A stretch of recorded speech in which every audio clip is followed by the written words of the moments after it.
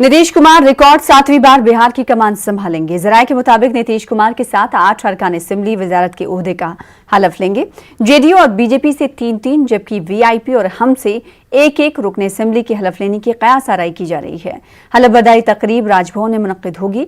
जराये के मुताबिक बीजेपी से तारकिशोर प्रसाद, रेणु देवी, डॉक्टर प्रेम कुमार, मंगल पांडे, जबकि जेडीयू से बृजेंद्र प्रसाद यादव, नरेंद्र नारायण यादव, श्रवण कुमार और महेश्वर हजारी में से कुछ अरकान हलफ ले सकते हैं। वीआईपी से मुकेश सहनी और हम से जीतन राम मांझी के बेटे संतोष कुमार सुमन का नाम गर्दिश कर रहा है।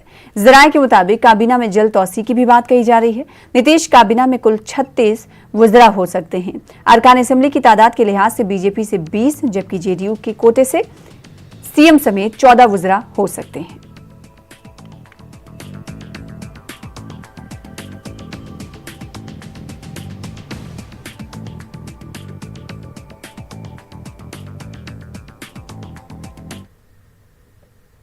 नीतीश कुमार आज 7वीं बार मुख्यमंत्री पद का शपथ लेंगे और माना जा रहा है कि नीतीश कुमार के साथ आधे दर्जन से ज्यादा मंत्री के रूप में अपनी गोपनीयता की शपथ लेंगे। आपको बता दूं कि राजभवन है और राजभवन में आज शाम के 4:30 बजे शपथ ग्रहण समारोह होना है, जिसकी सारी तैयारियां जो हैं वो कर ली गई हैं। हम आपको बताते हैं कि यहाँ पे 4:30 बजे होने वाले कार्यक्रम में तमाम जो विधायक हैं सब लोग यहाँ पे पहुंचेंगे और उससे पहले की तैयारियां जो हैं राजभवन में वो पूरी कर ली गई हैं। अंदर में फूल सजाने का जो काम है वो चल रहा है। माना जा रहा है कि नए मंत्रिमंडल के गठन में कई नए चेहरे जो हैं वो शामिल हो सकते हैं। पहली बार आज शपथ ग्रहण समारोह में जो नए घटक दल हैं, हम जीतन राम मांझी की पार्टी, उनके पुत्र जो हैं वो यहाँ पे शपथ ग्रहण कर सकते हैं। उनके साथ साथ मुकेश सहनी जो हैं वीआईपी पार्टी के, वो यहाँ पे शपथ ग्रहण कर सकते हैं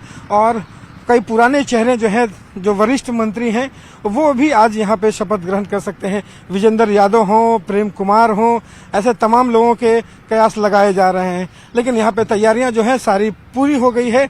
एक बात तो और है कि जहाँ पे इस बार जो मंत्रिमंडल का गठन होना है उसमें कई नई चेहरे तो शामिल होंगे ही, साथ साथ डिप्टी सीएम का जो चेहरा है वो सबसे खास होने वाला है।